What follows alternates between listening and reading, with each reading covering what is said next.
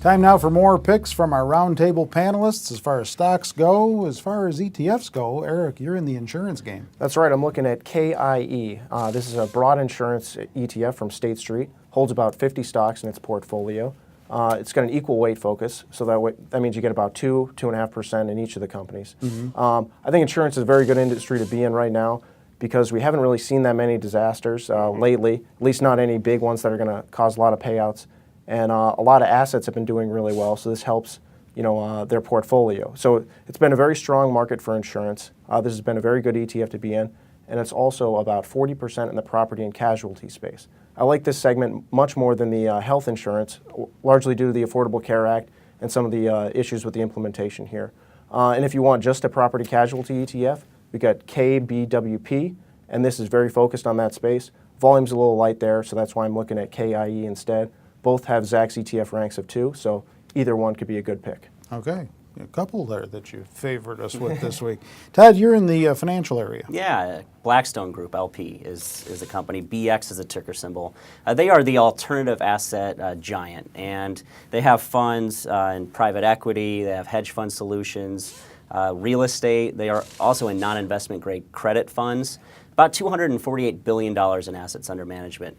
And actually that was up 21% year over year when they just reported third quarter earnings. That was driven in part due to rising financial markets. That's obviously going to help their AUM. But they also saw $12 billion of net inflows into their funds. So very good momentum going on for this company. They've met or beat earnings in each of the last 7 quarters, and over that time, analysts have revised their estimates significantly higher. And it's currently a Zacks rank of 2, which is a buy rating. And on top of that, they pay a dividend that yields 3.5%. So fantastic income for this market.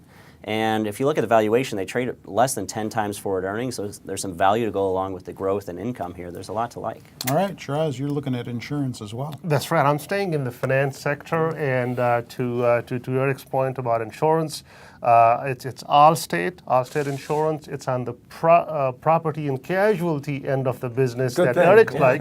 And this isn't the largest player in that space, but it is the largest publicly traded player in that space. State Farm is the largest player in that.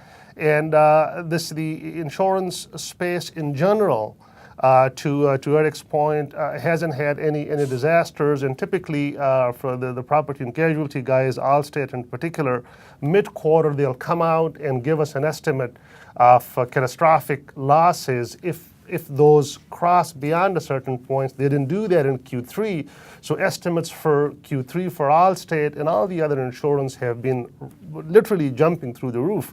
It's a rank 2 stock. I typically wouldn't recommend a stock that's 2 days away from its earnings announcement, but given the strong momentum we are seeing in estimate revisions and the Zacks earnings ESP, which is our proprietary indicator of earnings surprises, is showing Allstate coming out with a positive surprise on the 30th.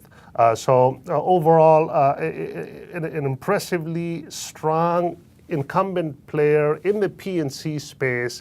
The scale and reach of their operations gives them the leverage to have pricing power and in the momentum on the premium side. And on top of that, they pay an almost 2% dividend. What else could you want? That's right. All right. Thank you all for that. You are in safe hands with that. That's right. Thank you for bringing that up. Don't forget that we do have other picks, and they're on our website for your review. If you're not there already, if you're watching this out in syndication land, get on over and check them out. In the meantime, with everyone here, I'm Terry Ruffalo.